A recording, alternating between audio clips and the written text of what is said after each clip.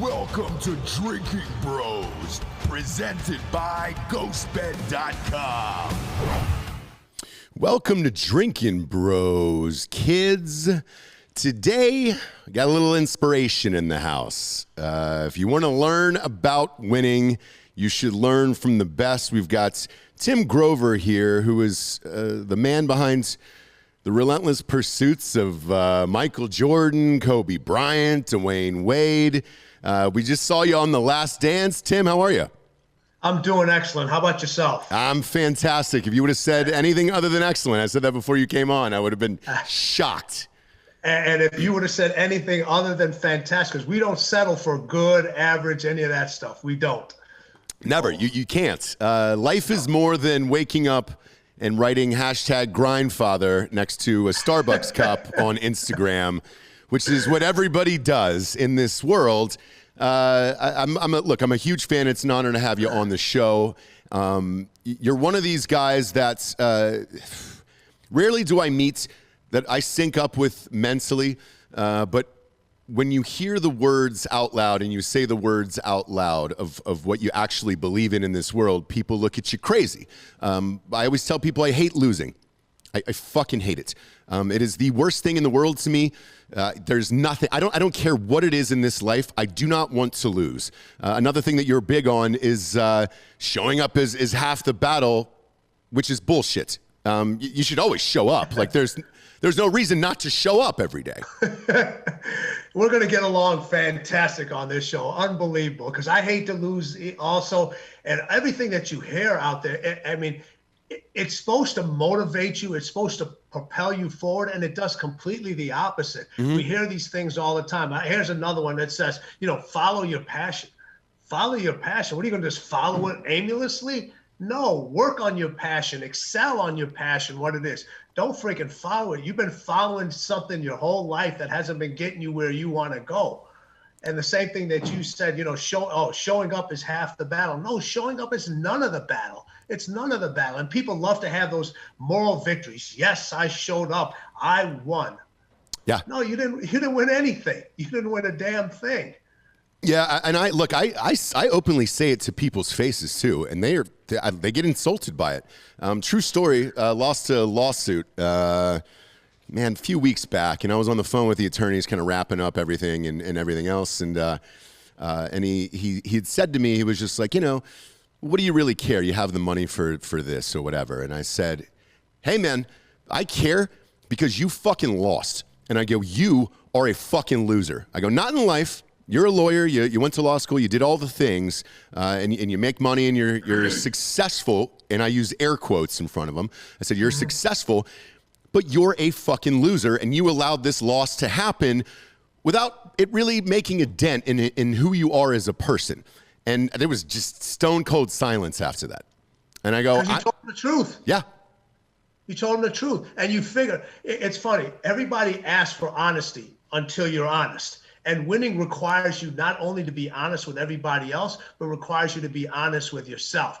And you would figure that if you're honest with somebody, it would lead to more uplifting. It would lead to elevation. It would lead to a better result. And what does honesty usually lead to? More emotions. Exactly what you said. He became quiet. He was just like, oh, my feelings were hurt. Everybody wants you to be honest until it's time to be honest. Then when you're honest with them, it's your fault. Why did you tell me that? Winners are always honest with every single one. Like you said, in The Last Dance, Michael was brutally honest. Mm-hmm.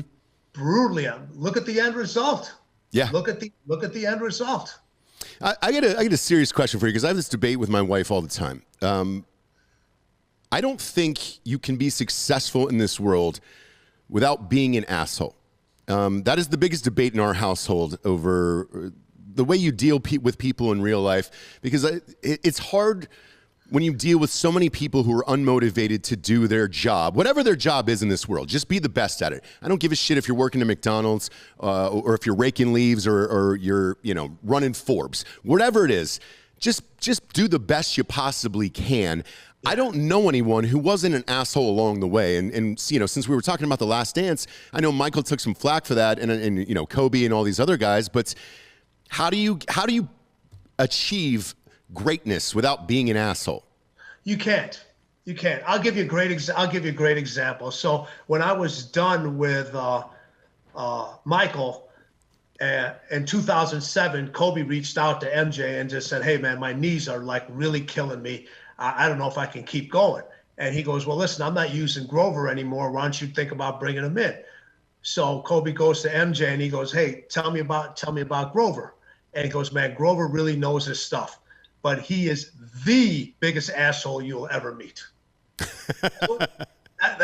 So it was the best compliment I could get, because he didn't call me a asshole. He called me the asshole. And by what he meant by that is like, listen, he's going to hold you accountable. He's going to tell you the truth. He's not going to be a yes person that's always going to be worried about, oh man, I can't say this to him. I can't hold this person accountable. That's what he meant. And it was funny when I got to Kobe, and Kobe said, "That's exactly the person I need." And then when I got started with Kobe, a media individual asked Kobe, said, "Hey, you're working with MJ's guy." He goes, "Well, how do you feel about that?" He goes, "I don't fucking know. He ain't done shit for me yet." Yeah. He goes, "Yeah, whatever he did for Michael, he ain't done it for me. I don't know." He goes, ask me at the end of the year." The people that are called the assholes, we thrive on that pressure. We thrive on that. We don't worry about people. We don't worry about stepping on people's toes, because we're so busy stepping on their throats, not literally, but with our results. And that's what pisses people off more and more, because once you start creating separation from those individuals, they're still left in the middle of the pack and they don't even know what a win looks like. And you continue to work and you start to separate yourself, and you're no longer doing the same things they're doing. You're no longer agreeing with everybody. They're saying the same thing you said about the Starbucks thing. You're no longer hashtagging what everybody else is hashtagging. You're creating a hashtag that's unique to you, which is unique to winning. Oh, he's an asshole. She's an asshole. Whatever. They don't want to be part of the group. No, they don't want to come down to your level. They want you to come up to your level. Yeah. Where we're at. Yeah, and for me personally, even though, look, I'm a writer, I'm in podcasts and all that other stuff, I still want to be the best. I want to be number one.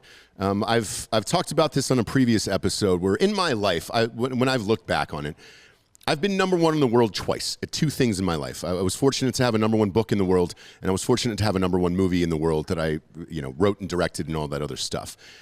Each time, I think I celebrated for maybe a day, and then I was back to work at something. The book, goddamn, I was writing that night at 4 a.m. when everybody else passed out. I think that's part of it, where just being number one for that one moment is like, oh man, most people would just celebrate and then that's it, stop, right? The guys like Jordan and Kobe and D Wade and those guys, it wasn't good enough to just do it once. You had to keep doing it. And to stay at that level is the hardest part.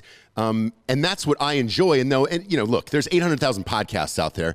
I've gotten as high as number 3 in the world. But let's face it, I probably won't beat Rogan because of his back catalog. But God damn it, if I'm not going to get up and try every single day to have the best podcast in the world. Every single day. Every single day. This is what I always say.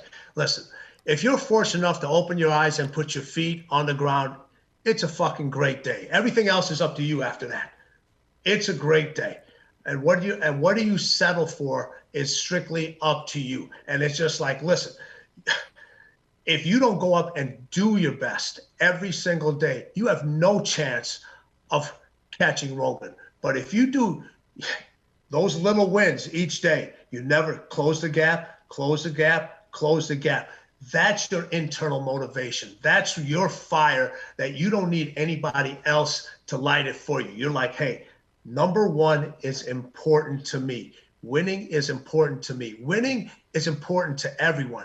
Very few people would admit it outright the way you and I will admit it, because the language of winning is completely different in your vocabulary and in my vocabulary. Everybody talks about winning and they think about the parades and they think about, the confetti and all this other stuff and standing on the platform.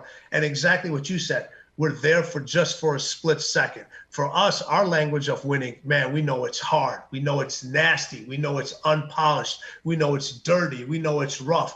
We know it's unforgiving. We know all these things. We know it's not fair.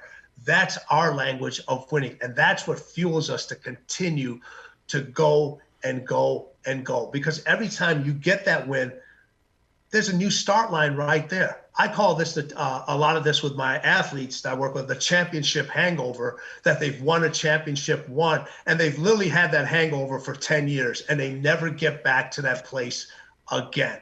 And you see all the true competitors that win over and over again, they come back better each time. Every time my guys would win a championship, they'd celebrate, they'd come over me and give me a hug. And they would always say the same thing. They would whisper, "What's next?" Yeah. What's next? Because they know if they come back the same, they're not going to have this feeling again. And you said it, it's just for a short period of time.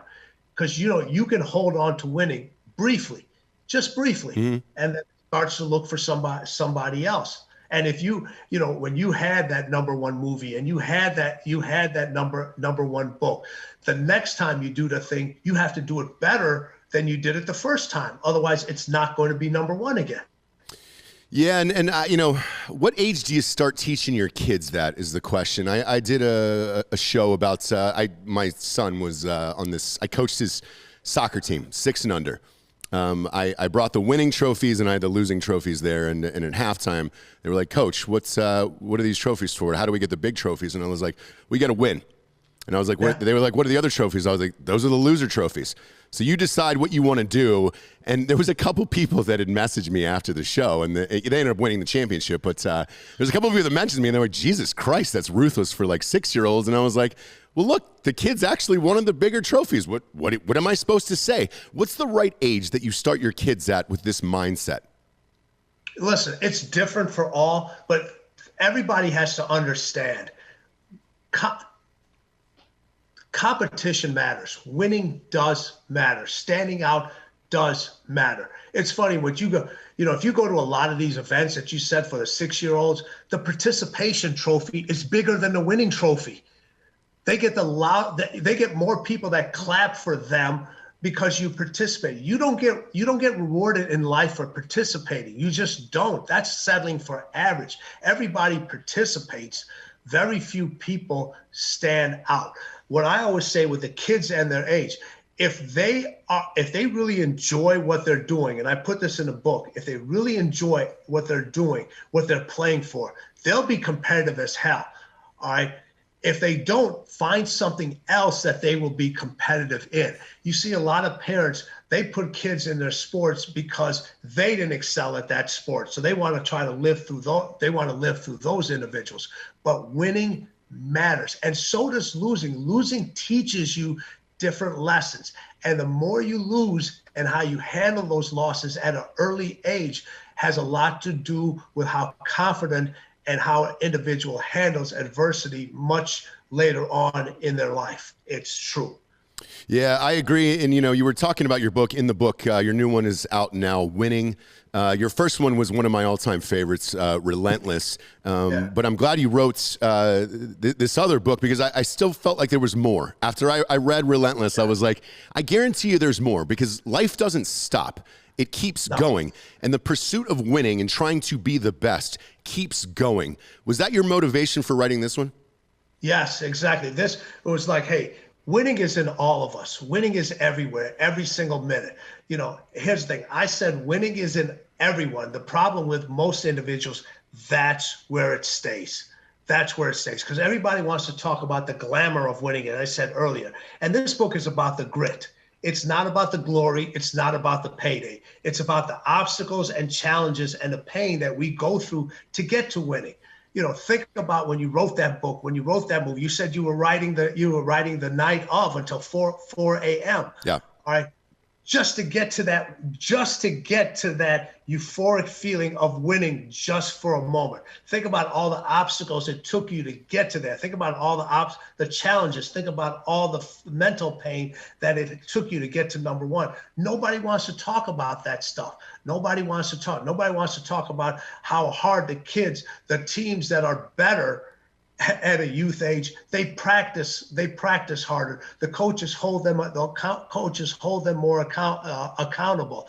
That they don't let them get away with just, this is just fun. Yeah, it is fun, but winning is even more fun. It is. It is. And that makes a huge difference. And that's what this book is about. It's about the different traits that happen to individuals. One of the things I talk about is winning makes you different, and different scares people. You look at the kids and you look at the individuals, the ones that win, other individuals are intimidated by them. They're like, yeah, you know what? I don't want to hang out with them. I don't want to really do with them. I don't know what you're one of that individual.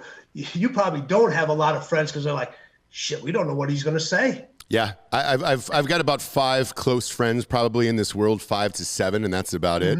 And I always say the same thing. I'm like, look, I don't really need any more, to be honest with you. And I married my best friend, so I'm good on that aspect. But the rest of it is a pursuit of greatness. And I don't have fucking time. I don't have time for more friends, to be honest with you. And that means I'm not working on something. You know, and speaking of winners, you've worked with, you know, a laundry list of them. Obviously, we're going to start with Jordan. How did you guys even get hooked up in the first place? Because it is hard to penetrate that inner circle of Jordan. Even going back and watching The Last Dance again, I was just like, man, it didn't seem like he had one friend except for that one white guy who was kind of his assistant, kind of a driver. I don't really know what he did. That was the biggest takeaway for me. I was like, what did that guy do? And how did he get that job? But how did you penetrate that inner circle and get in? That's hilarious. So it was funny. This happened back in 1989. Remember back then, no emails. You couldn't text anybody. You couldn't do any of that stuff. So I was like, all right. I had a master's degree in exercise science. I said, all right, I know what I want to do. I want to train professional athletes. So I literally wrote 14 letters to each of the players on the Chicago Bulls organization. Now there's 15 players on the roster. I wrote to 14 of them. Who was the one you didn't? Michael Jordan was the one I didn't write the letter to, because I'm like, all right, I've never worked with a professional athlete. I've worked with recreational athletes in all different sports, but I said, he's not gonna want to do it. But I said, I figured if I can get one of the other players, show my results with them, then maybe he would take interest. So you mail the letters, and the letters get thrown in the fan mail pile, and they get thrown in everyone's locker. And if a player decides to open it, they open it. If they don't, they don't. So somebody, I don't know which player it was, actually opened the letter and put it in their locker. And Michael was walking by and saw the letter. And he gave it to the athletic trainer, the team physician at that time, and said, "Here, find out what this kid's about. I want to know what he's talking about." So I had those individuals contacted me, and they said, "Hey, one of our players saw the letter. He's interested in your services. We can't tell you who it is." Okay, no problem. So do you mind meeting us? So literally for 3 months, I went back and forth with these people. They gave me, physical exams. They had me train other individuals. They had me take multitudes of tests and, assessments and all kinds of stuff to make sure I knew what I was doing. And then one day they just said, "Here, we want you to meet the client at the house." They gave me the address, be there by 1:30. I still didn't know who it was. Like, all right, no problem. All right. Now remember, I'm working at a local health club at this time, making $3.35 an hour. That's the minimum wage back then. Wow. $3.35. Wow. With a master's degree. All right. So I drive out there, and this was before the big gated house with the 2-3 on it and everything. I ring the doorbell. Nobody answers. I'm like, oh, hell. Ring the doorbell again. Nobody answers. Ring it the third time. Michael Jordan opens up the door. What's your reaction? Well, see, I'm not a starstruck person. And Sure. that's the one thing I'm not. I'm not a starstruck person. I'm one of those individuals that I can always kind of stay calm. And then I'm like, okay, so the first thing that comes into my mind is I'm wearing Converse. I got literally Converse gym shoes on. And everybody knows MJ's a huge Nike guy, Brand Jordan, all that other stuff. So I literally take off my shoes. I got fucking holes in my socks, both of them. All right. I take the socks and I turn them upside down. So now I got the dirty part of the socks on the top, and I got the holy parts on the bottom, but I leave the shoes outside. So he invites me in the house. We go downstairs to the basement, and we talk for about 30, 40 minutes. He's telling me, "Hey, listen, I've heard a lot about you from these individuals." He goes, "This is what I want to do." And I was just like, "Michael, I understand what you want to do, but that's not the right way to do this." I said, "This is the way we should do this. And I kind of told him what my philosophy were and the things that I wanted to do with him. And he goes up to me, he goes, man, this doesn't sound right. And I said, it doesn't get any righter. And I was like, well, obviously you can tell I'm not an English major because that's not a word. But he goes, I'll give you 30 days. He goes, I'll give you 30 days to try it out. And 30 days turned into 15 years. Man. And, you know, in 89, that was before he started winning championships right Yes. before then. So you had to turn his body into something different because, you know, they were going up against the Pistons and those guys back in the day, and he was getting beat up. Yes. And you had to physically transform his body during that. What was he like in real life? Did you guys hang out afterwards, or was it simply about the work and then I'll see you tomorrow? Well, you know what? Initially, it was just about the work. You know, because there's a trust factor that has to be built. So initially, it was just about the work. I never asked him for tickets. I never asked him for anything. I'd go do my job. I'd tell me this is when we're going to work out. This is where we're going to show up. I would do that. As our relationship evolved, yeah, we got to see a lot. You know, I got to travel with him. Got to go to all the different events, all-star games, got to spend a lot of off seasons with him, spend numerous times on golf courses, even though I didn't play golf. It was, you know, he really let me inside a part of his life that very few individuals get to see. And in return, you never said anything about him, you know, which is probably what he liked, obviously, during that whole stretch of time. Going back to the winning mindset of this, when he won his first title, how long does a guy like that celebrate? How long does he take off from training? All right, so what we did is we always had a set plan. Usually if you win the championships, you play until late June. Mm-hmm. This was when there was an 82-game schedule and everything was done. So Michael, his mindset was already different than everybody else's. So he would say, okay, now I basically have July and August. So we're talking about, you know, 8 weeks, maybe 9, to take care of everything, all my endorsement deals, all my travel, my family vacation, all that other stuff. Once Labor Day rolled around, so basically the first week of September, everything else shuts down. He would tell his agents, he would tell his marketing people, I don't do anything after this. Because now it's time to train and it's time to play golf. Those are the only two things I'm going to do, because the training was to get him physically and mentally right, and the golf was to allow his brain to kind of relax and be himself. So he would take probably about a month and a half, maybe 2 months off, and then we got right back at it. And it was like serious training, getting him ready to for the next season. And each year he always said, I got to come back better. I have to come back stronger. I have to come back more resilient. We have to add something new to the game, because he wanted that feeling of winning over and over again. And that feeling you can only get from winning. It's the only way you can get it. You know, and I say, and with each win, you get more confidence, and the confidence is the ultimate drug, but the only way to get that drug is to win, because winning is the ultimate dealer on that thing. When he decided to play baseball, did you ever say to him, I don't think you can win at this, and I don't know if you can succeed at this? Never. I never did. And I was down there with his training him during that 1.5 year period of time. I was there with him. I mean, he did everything possible to be the best baseball player that he could possibly be. Obviously, it didn't work out. One of the times I did disagree with him is when he decided to come back to basketball in the middle of the season. And I had told him, I said, Michael, we don't have enough time. We don't have enough time to transition your body from baseball back into basketball. There just isn't. And he was just like, you know, no, I know I can do this. I know I can do this. And then finally, in the last dance, he finally admitted it, because he had never admitted it to me in public. He finally said it in a small segment. He goes, I just didn't have enough time to get my body right. When you're that competitive and you're that accustomed to winning and all the things, you think there's no obstacle that you can overcome. You just feel like, hey, I can do this thing. And then when you find out that winning is no longer taking your call, then it's time to make that adjustment. And then when he lost that, it was against the Orlando Magic. And the funny thing was everybody had left the arena, and there was only myself, his best friend George, and MJ.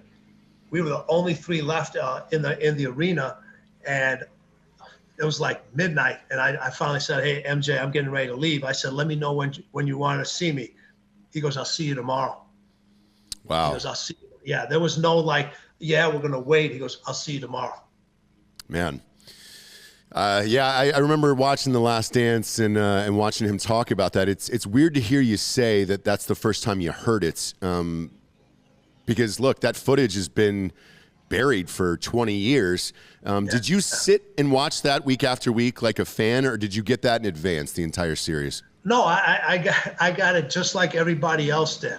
And the crazy part about it is because they moved it up earlier, because there was nothing on TV. The last 2 weeks weren't even finished when they started airing it. Really?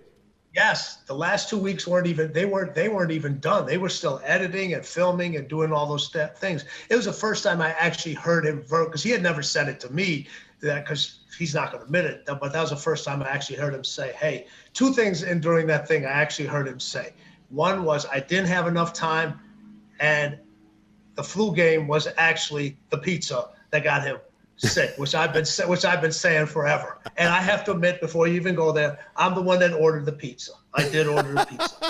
All right. But the one thing, to my defense, everybody's like, "Well, how dumb are you? Who would order a pizza in Michael Jordan's name?" I did not order the pizza in Michael Jordan's name. All right. I'm naive, but I wasn't that naive. That's hilarious. Look, if you didn't order that pizza, though, we wouldn't have had that moment in time. So, yeah, hey, there you go. See, that's a winning attitude right there. That's a winning mindset. You got to turn it around and say, all right, look, if you don't order the pizza, Jordan doesn't have that game 6, so we're good. We're good on that. We'll switch gears here to when he went to the Wizards and he decided to come back. Was there any conversation between the two of you of like, "Man, you might be a little too old to come back and win a title. Why are you doing this?" You know what? There was that conversation. There was fear, but there was no doubt. And obviously things didn't work out. My job was to keep him as healthy as possible. Listen, during that time in his last year, he played all 82 games. He had a 50-point game, so there were some wins. There were some individual wins in that thing, but the results didn't come up. It's very hard for individuals who are that successful, that motivated, that interested in elevating themselves beyond everybody else. There was this thing in the book where we talk about, be like Mike. Everybody said, we had the old Gatorade slogan, be like Mike. Everybody wants to be like Mike. Mike didn't want to be like everybody else. So he wanted to do things that nobody else had done before. And things didn't work out the way we wanted them to work out. Obviously age had caught up. There were some injuries that we couldn't overcome, but you can't have any regrets. If you would still had that regret, man, I wonder if I could have done this before. The one thing with winners is they do everything. They do everything because they don't want to, they rather have the failure than to have the regret of not doing what they wanted to do. Yeah, I get it to a certain extent, but man, if he would have left on that game winner, it was such a storybook ending for his career.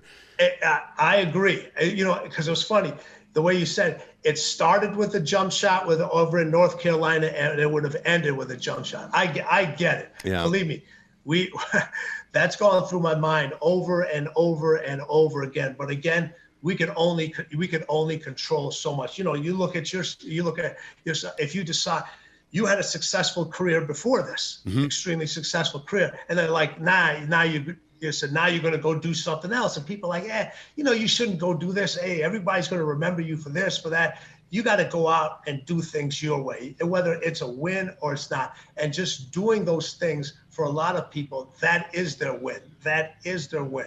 You can't leave anything on the table. You got to go do it. No, and I understand it. I guess it's more from a fan perspective on this one. And then when Jordan retires, and then you move on to Kobe Bryant. What was that like, and what was the difference between the two of them? Well, with Michael hired me. He had this great thing. He goes, listen, everybody would ask me, hey, can I use Grover? Can I use Grover? And he would say, he goes, listen, I don't pay Grover to train me. I pay him not to train anybody else. So that was his standard line. So he was a type that just said, hey, listen, I hired you. I need to focus in on these things over here. So I don't want to be questioning you about what we're doing, how we're doing, what I have to eat, when my rest time is, what we're doing for recovery. Why are we doing all these physical exercises? Why are we doing all this mental preparation? I trusted to hire you. You do this job, you do your job to the highest abilities. If I have a question, I will ask you, make sure you know the answer. I don't need you to guess, because if you have to guess, I can guess on my own. So Michael would just let me do what I needed to do. I'd put the plan into place, put the nutrition into place, whatever it was. Here we go. Kobe questioned everything, every little detail. He wanted to know, why this exercise? Why am I eating this? How come you have me drinking this much water? Why do you have this many reps on it? He wanted to know every single detail, everything. So that was the mindset, and the way they worked out was totally relentless. I never had to tell them to show up. They were always there. I never had to tell them to work hard. All the basic stuff that you hear from everybody over and over again, they already know those things. And another big difference was Kobe worked out harder. Michael worked out smarter. Michael knew when enough was enough. He would be like, okay, I've maxed out today's workout. My body can't go up. My body can't do anymore. I'm physically drained. I'm mentally no longer here. That's enough. With Kobe, it was because he was chasing MJ. He was chasing that ghost of the 6 rings. For him, it was always about more. It was always about more. It was always about more. And that's one of the reasons he had so much trouble with his knees starting, in his career, in the middle of his career. And I actually had to get him. I say, listen, we need to do less of these things. We need to do less of these exercises. We need to change your running pattern. We need to do less jumping here. We need to do more landing on this surfaces. So there's all this different stuff where I had to, in order for him to excel, instead of addition with Kobe, I had to subtract. I said, we need to take this out of your workout, and we need to add these small pieces in here to allow you to get back. And there was a struggle initially, because you tell one of the greatest athletes who's gotten to such a high level by continuing to outwork. And now you said, hey, listen, I actually need you to work a little bit less before we can have you work a little bit more again. And it was a struggle, but obviously we all got to see the outcome. Yeah, and look, the outcome was amazing. In my book, I've still got Jordan 1, Kobe 2 in this world, probably LeBron 3. LeBron is almost unfair because I feel like he was born with the perfect body, whereas the other two had to work on it to get to where they needed to be. And LeBron has this God-given, it's the perfectly built basketball body for, football too, anything. Jesus Christ. That guy's physique is unbelievable. With Kobe, the biggest surprise, and going back to him and Jordan, was I didn't know how close the two of them were until Jordan's speech at the funeral. Obviously, you knew. Yes. That relationship, what was that like behind the scenes over the years? Because we got to hear a little bit of it from MJ. I'm curious your perspective on it. So what it was is MJ was very open to helping out the younger guys. It didn't care. It didn't matter who it was. So the players would ask him a question, and Michael would give them the answer, say, hey, this is what you need to do. But he would watch to see if you actually did it. Because if you didn't do it and you asked him for another piece of advice, he was going to have some choice words for you saying, hey, I told you something to do before and you never even did it. The one thing with Kobe, every time Kobe asked MJ about something, he followed through. You could see it in his game. You could see it in his mentality. You could see it in his approach. So Michael was like, okay, now here's a real student. Here's a person that really understands what it takes to win over and over and over again. So that's why Kobe could call MJ at 3 o'clock in the morning. that they could talk after games. I mean, it was amazing when you would watch a Chicago Bulls and a Lakers game. The bus and the plane was always delayed because both of them, Kobe would come out and he would talk to Michael if they were playing at the United Center, and they would literally talk after the game for about an hour and a half, just the two of them. Yeah. Just the two of them. And they were, there would be the initial things about how the family is, all the pleasantries, and then after that, it was straight about competition, mental preparation, how to do this, how to do that, and they would have these lessons back and forth. And you would see two individuals cleanly dressed, like literally going through different footwork patterns, near the locker rooms and all this stuff, discussing different things and so forth. And it would be the same thing when they were when they were in LA. It would be, Kobe and then MJ, they would talk afterwards and go for it. And it's funny, Michael was more willing to talk to him if they won. If they didn't win, the conversation wasn't quite as long because, he's still a competitor. I still want to beat this young kid over and over again. But that was the relationship that they had. They could talk anytime. And Michael did truly think of him as a little pain in the ass brother that wanted to always get better, that always asked a lot of questions, that wanted to be the best version of Kobe Bryant that he could be. Why do you think their relationship remained so private then? Because, in the media, when Kobe was playing, they would always compare Kobe to Jordan, who would win. Nobody ever said anything really. And truthfully, until the Last Dance came out or until the funeral, Sure. I didn't understand. I didn't know the answer. I think if Kobe would have come out and just said, hey, I talk to Jordan all the time, the debate probably would have ended, but he never said anything. And it never really materialized until afterwards. Yeah, you know what? Two very private individuals. Very, very private individuals. Not very, obviously when Michael played, there wasn't any social media. When Kobe played, it was a little bit, and he kind of got involved into it more in later on in his career. But his early part of his career, he didn't. They had a mutual respect. The information they were sharing was to be shared among each other. And, when you have different people that are in the same mind frame, the same thoughts about winning, and maybe in the same sector, they respect each other's privacy. They respect the information that one person is willing to give to the other, and they know that they've been selected to receive this information. Winning has opened the door to this relationship between the two of them, and they need to keep it that way because obviously there's going to be things that are shared. There's going to be things that are said that they didn't want anybody else to know. They didn't want anybody else to know how close this relationship was. And Michael wasn't going to allow that same information to go to everybody else. And Kobe was honored that Michael was passing this information on to him. And he didn't want to disrespect him by saying, hey, I get all this stuff. I'm sure there was some communication between them that I wasn't privy to, that they were just saying, hey, listen, this is something special. I don't do this with everyone.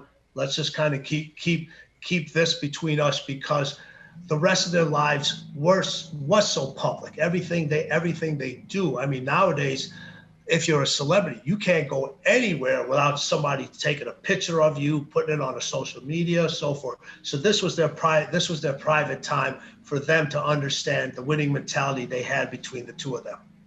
Yeah, when you say it, it makes sense. And boy, as far as tops in the world, those are the two guys. So I understand why it would probably remain private. I'm curious though if because what we talked about earlier with Jordan having essentially one friend, it seemed like in that documentary. Did Kobe have a lot of friends in real life? It didn't seem like it. I met him one time out in LA, and because my first job actually was when I moved to Los Angeles was I worked at the Staples Center. I was a waiter for the luxury boxes at the Staples Center. And there was one guy in there, because we had to go and set up really early, so I was there when the arena opened. And, young kid out of college, just moved to LA, trying to meet some agents and all that stuff. There was one guy who was always on the floor training and practicing, and it was Kobe Bryant. And I'd asked, I was like, who is that? And they were like, it's Kobe. And they were like, get used to it. He'll be the only one here at this time when you walk in. And I was like, all right, it makes sense. But the one thing that, having seen him at Staples Center all the time, and then later on in life, like at celebrity events and things like that, it didn't seem like he had a lot of close friends, and it didn't seem like Jordan did either. Let me ask you this: how did we start this interview? Yeah, when you said, do you have a lot of friends? True. Yeah. So you already answered that question. Yeah. You already answered that question.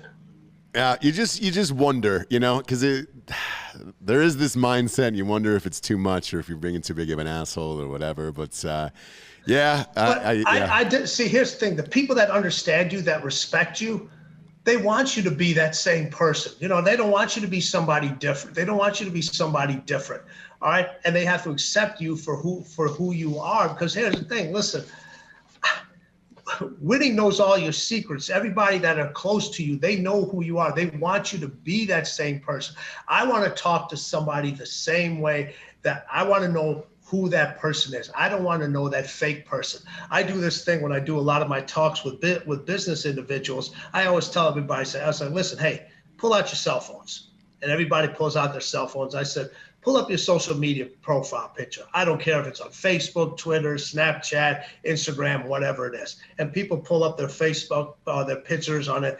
And I said, none of you look this good. Not a single person in this room looks that good. All right. So I said, if you're constantly living your life through filters, eventually it's going to translate into your real life. Because that fake thing that you portray out there is going to end up being who you really are. And I don't want to know that fake person. The one thing that's great about every individual that I've always dealt with, you got to see the real Jordan. You got to see the real Kobe. You got to see the real Wade. You get to see these real people, the way they compete, the way they are in front of the camera, all these different things. That's who these individuals are. And that's what we respect, because how many people in life want to be that way, but they're too afraid what anybody else is going to say about them. Yeah, it's true. And since you brought up Wade, he was next to my hit list here. He seemed a little more open to the press, the media, the public, having friends, social gatherings. He was a little bit more Hollywood than everybody else as far as the events he went to. But he was still a winner. Yes. And the driving force, in my opinion, behind those teams winning in Miami. What was the strategy with him versus Jordan and Kobe? Because he did seem like he had a lot of friends and wanted to do more, social events and things like that. He did. And then that's who he was. I was like, hey, he really enjoyed this. He really enjoyed the limelight. He enjoyed the stardom.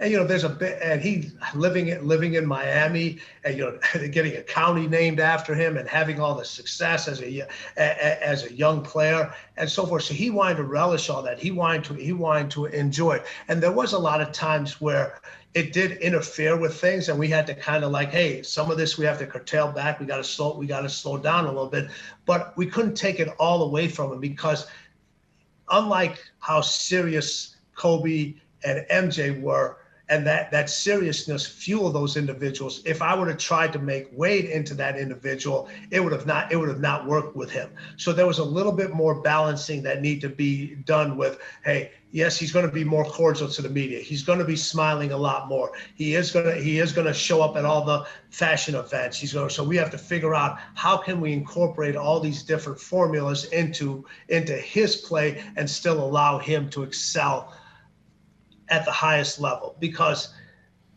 you hear this all the time, and I know you go through this, there is no balance. There is no balance. And what we do is everybody says, you got to balance this thing out. You got to balance this thing out.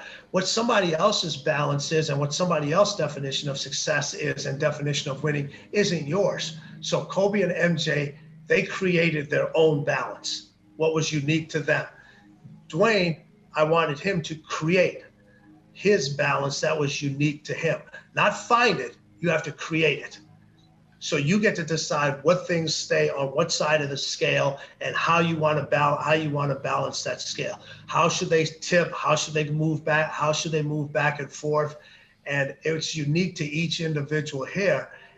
And you can't find everything in a perfectly balanced. You just not. If everything's perfectly balanced, equal, what did we say earlier? It's average. That's what everybody goes through in life because they want to keep everything level. And you can't keep everything level. Something has to give, but that's your decision on what's going to give and how much of it you're going to give. Yeah, and that's the toughest part about life, to be honest with you, is the balance. You know, I've got a wife and 2 kids. You always wonder if you're spending enough time with them, being a good enough father, a good enough husband, and then trying to juggle work and your relentless pursuit for perfection, essentially, and trying to be the best at your craft.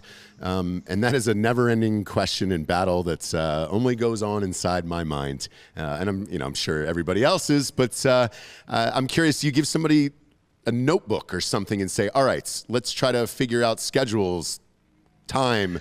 How do you do it with people? Yeah. Yeah. So what I have is, everybody, the one thing I do is I said, you have to learn the mastery of the art no. You have to learn to say no. You have to learn to say no. And then once you say no, there's no explanation after it, because if you have to explain it after it, that means you're unsure of the no. So it's like this, that's the one thing we all have to master. Then there's a muscle that I train in all my athletes that I don't think so many other individuals train. And it's the IDGAF muscle.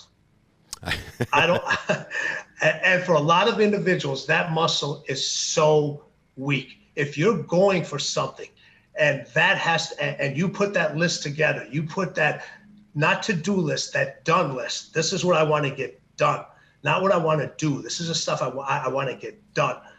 All right, because there's a big difference between just doing it and I'm going to do it to get it done.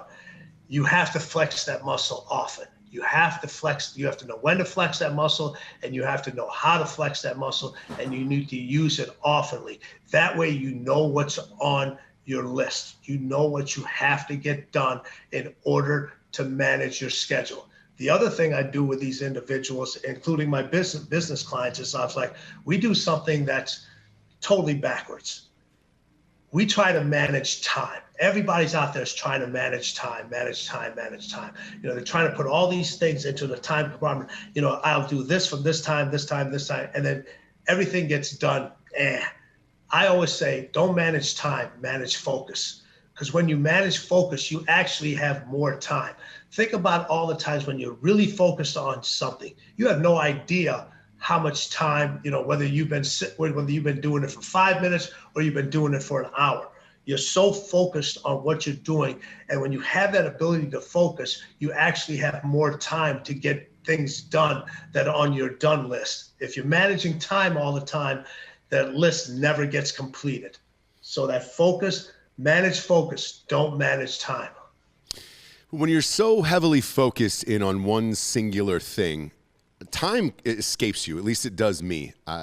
Even days. Like I don't know what day it is today. Right? I walked in and my wife was like, "All right, it's Friday." But I do the same thing every day, and I try to keep a pretty strict and rigorous routine that I do the same thing that I do on Monday that I do on Friday. So it really doesn't make a difference to me, as far as what day it is or anything else. How do you manage that, the focus versus the time, where when you are focused on something for so long, there's got to be a stopwatch or a phone or something to cut it off. And that's okay. There is that. It's how long can you? We all have distractions. We literally listen. We have more distractions in this little thing available to us than anywhere. It's okay to be distracted, but you can't be distracted for a long period of time. The ability, the most successful individuals, and again, not just about money, I'm talking about successful in whatever they want to do. They have the ability to be focused, take a moment to be unfocused, relax a little bit, recharge, whatever it may be, and get right back to focus again. They have the ability to bounce back and forth. You have most individuals, once they get focused and they get unfocused, they can't get focused again. Now they start to manage time over and over and over again. Listen, I like to see a puppy rescue and a cat video just enjoyable as everybody else, or somebody doing something stupid that they post up and you're like, hey, what you doing? I get a good laugh out of it. I get a little break, drink my water, run to the bathroom, and then I'm back at it. And now doing that doesn't turn into more videos. Oh, let me go do this. Let me call a little people over here. That's when you start to run out of time. Listen, we're all human. We understand those. We all understand those things. Are you doing it because you're complacent and you just not really into it, or you're doing it just to kind of recharge and take a break? Can you have the ability to bounce back and forth, back and forth, back and forth? I can, and for me, it's not distractions. It's time of, all right, there's not enough time in the day to do X. Like for me personally, I wish I didn't have to sleep. I just think it's a waste of my fucking time. I wish I could just work instead of sleep, but obviously you need sleep and it's important. What I was talking about was breaking down your day into times. Is that something you were doing for the athletes of, hey? Yes, everybody had a routine, but the routine was so focus orientated. Here it is. And your routine allows you to excel. Their routine also allowed them to excel. Most routines, the people that have a hard time recognizing winning and seeing what winning is about, their routines are just to get them through the day. They're just like, we're just going to do this thing over and over and over again. And when this pandemic hit, for a lot of people, for them to be able to have a new routine and get something new, it was the best thing for them, because now they were like, okay, I have to get out of what I've been doing over and over and over again. And for the individuals that were like extremely focused routines, they struggled less during this time, because they were like, okay, even though I may not be able to do things outside, I may not be able to see people, I may not have access to the same things, my strong routine that benefits me, that allows me to get a little closer to each win, allowed me to actually excel during those times. So it's what you put in that routine that's unique to you. I hate when people ask me this, what's your routine? My routine isn't going to work for you. Right. Your routine isn't going to work for me. You know, you look, Jordan's routine is not going to work for this person. Kobe and them, they all had a different routine. Everybody wants to know, oh, what does Tom Brady do? What Tom Brady does as a quarterback is not going to work for us. It doesn't happen. Yeah, it's nice to know you can take a piece out of it and then go for it. I get people all the time that ask me, well, you know, what's the best time to work out? When you can work out. Yeah. There it is. When you can work out. People want to get so detail oriented. If you're asking me what the best time to work out is, obviously that means you don't work out. So how about just starting to work out first? Yeah, I agree. I never ask anybody about their routines. Everybody's different. Whenever I see like Jocko posting, it's 4 a.m. and he's getting up, or, you know, again, Kobe and Jordan, all those guys are going to be different than the rest of us. I don't ask about routine. I don't ask about steps. I hate steps too. That's one of my biggest pet peeves of like, what are the steps to success? You know, I want 5 simple steps or 10 simple steps. I don't ask anybody about their fucking steps, because it's never ending. Like it keeps going. You should continuously be taking steps. Any book that's got 10 steps to succeeding, to me, is a sham, where it's like, dude, that is a staircase that never ends.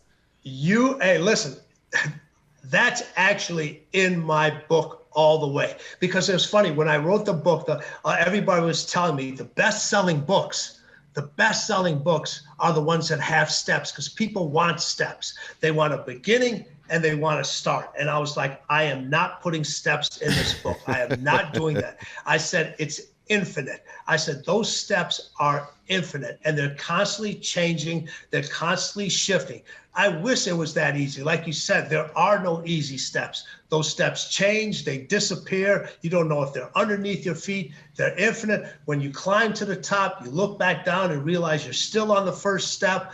And then sometimes you gotta run up those steps. You gotta crawl up those steps. You fall down. And I don't care. I always tell my athletes, I tell every individual, I don't care what kind of shape you're in, go run up a flight of steps. That shit is hard. Yeah. And it's all like, oh, 10 easy steps. Boy, we wish it was that easy. And that's all everybody's looking for. People come up to you and ask you, what's the one thing? Boy, I wish, I wish it was that simple. I get people, with this new book coming out, people like, where can I get it? Seriously. Is it available in this? Is it available in that? You're so far away from winning and success that if you literally can't take the step to know where to get a book from these days, that's unbelievable. That's what people want you to do. They want you to not only do they want you to show you the steps, they want you to do the steps for them and think through osmosis that you could just transfer the winning and success onto them. The other part about it is if you have to ask me where to get a book, that means you've never read one in your entire life, and I can't help you now, my man. Who's somebody that has reached out to you in real life that you wouldn't think about? That was off the beaten path that you're like, man, I can't believe this person reached out for help.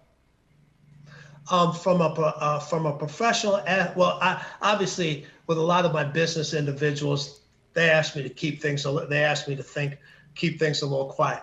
But I'm that one individual that I'm like the last phone call a person will make when nothing else is going correctly, when the rehab processes aren't going right or the team's things aren't going. And unfortunately, I can't share those names, but I get a lot of calls from organizations where a player gets paid a lot of money, and then all of a sudden they take that money and they for some reason they forget how to play, or they start to lie down, and there's different distractions that come in, and they ask me to kind of see what's going on and kind of clean that situation up. So I get that quite a bit. Got it. You're like the emergency break glass type of guy, where it's just like, all right, we need to get the fire hose. The whole fucking place is going to burn down. Yes, yeah. Yes, and you see this all the time. You look at the NFL play. The NFL draft just happened recently, and it's a National Football League. And for me, for a lot of players, that NFL stands for not for long, because you feel like I've gotten there and now I can exhale. It's just like, in order for you to continue to have a successful podcast, and for me to continue to have my successful clients in all forms of life, you got to continue to produce. You got to continue to evolve. You got to continue to get that result. Your rankings are only as good as your last podcast. My clients my work is only as good as my clients allow me to be, and the success that I have with them. Yeah, and with athletes, we've had a ton of famous athletes on this show. And I would say, because people always ask me this, like, out in public, they're like, what was so-and-so like, or these guys like? I always say it's 50-50. Half of them are playing for the money, and they don't really care about winning championships or being great or anything else. The other half actually do, and then they're on their way. It's so interesting because you watch it on TV. I go, I can't tell you who it is because most of that conversation is off air. Sure. But I go, I always tell them, I'm like, it's the people that would actually surprise you, where you're like, really? That guy doesn't really give a shit about winning a championship? And it's like, no, they don't. No. They just want a paycheck, and they'll work their bodies as hard as they can for the paycheck, but they actually don't really care about winning. And that's always shocking to me. And when I was asking you earlier about somebody that would surprise you, for me personally, I like to talk to people who are the best at their craft, no matter what it is. I don't care if they're the best at backgammon or the best musician in the world. I was curious if like a Taylor Swift or somebody like that had reached out to you to be like, hey, I know it's not the same field, but I'd love to pick your brain about the guys you've worked with to see how I can apply their same winning attitudes to what I'm doing in my craft. I get people, I get writers, I get actors, I get actresses, I get doctors, I get all individuals in all forms of life, CEOs from companies, school teachers, community workers, all that, to understand the mindset and the mentality that it takes to succeed, it takes to win. Because like you said, there's so much BS out there because everybody wants to make you feel comfortable. They want you to make it think it's not that hard, because easy sells. And there's nothing easy about success. There's nothing easy about winning. There's nothing easy about the language of winning.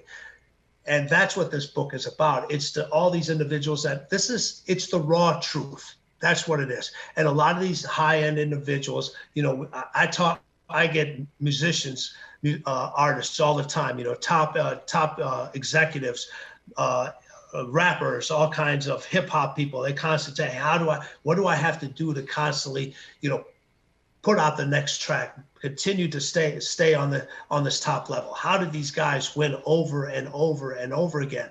And I sit down with these individuals and I tell them, hey, this is what it takes. And most people, the first thing they always do, I'll do anything, until I give them what the definition of anything, my definition of anything is. And they'll be like, yeah, you know what? Not for me. Yeah, there was a memo that leaked when I was in Hollywood for Brian Grazier, the producer. I don't know if you've met him in real life or know him, but one of the biggest and best of all time. One of the memos that went out was actually for a resume to be his assistant.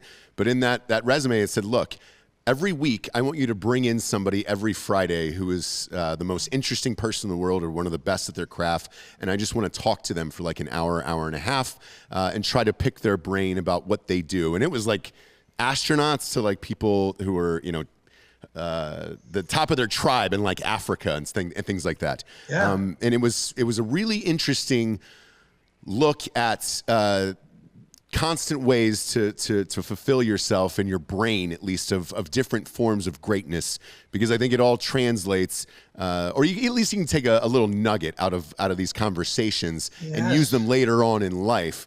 But I don't think people actively seek out greatness enough. No, they don't.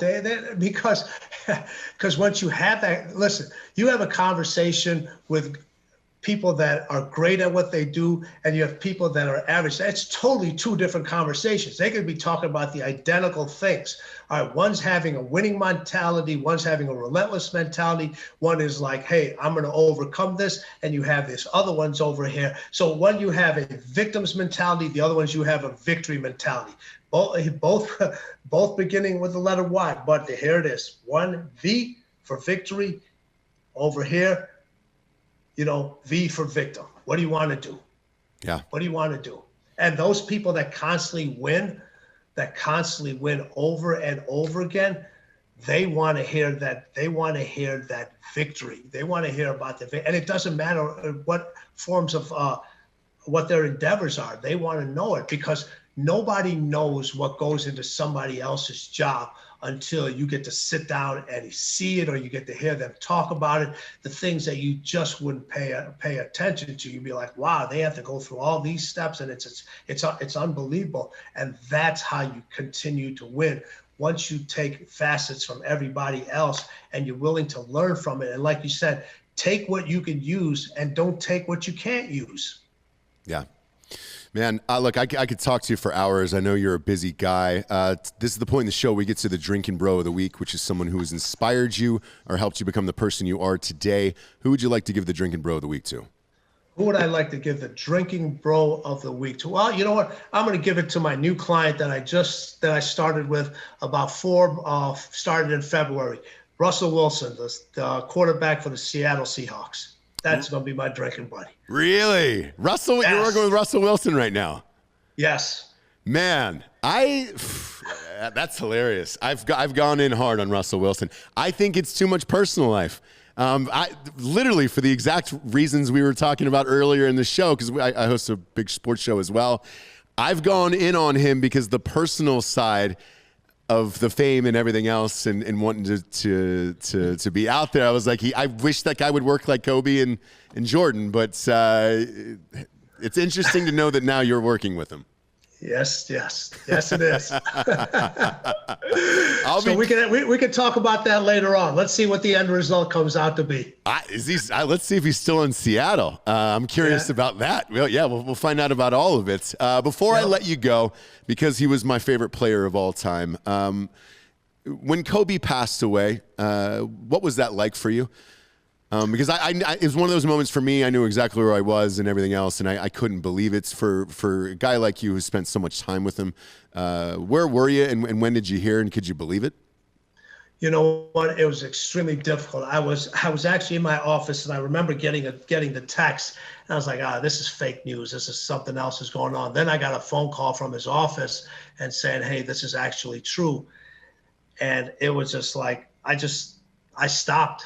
And it literally didn't hit me until 3 days later. I was sleeping, and then all of a sudden it just kind of like, man, I was just like, he's gone. It's still not easy for me to talk to. I was actually at the Hall of Fame induction where his wife spoke, and she gave that eloquent speech.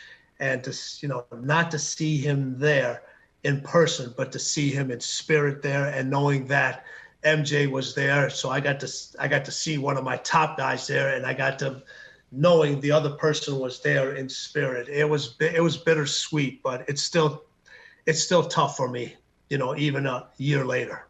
Yeah, because it doesn't really feel like a year. It still feels like it was just a couple months ago. And, when somebody dies that young and they still look the exact same way, it's not like Muhammad Ali, where you got to see a later phase in his life or something like that. Like Kobe still looked like Kobe, where it was like, man, he could probably go out and drop 40 tomorrow. But absolutely shocking.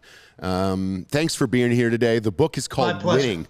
It is out everywhere. I do not need to tell you where it is out, because if you don't know, chances are you don't read books. This has been unbelievable for me. Thank you, Tim. I greatly appreciate you being here today. My pleasure. It's an honor. Thank you for your time. Thank you. For Tim Grover, I'm Ross Patterson. This is the Drinkin' Bros. Good night, everyone.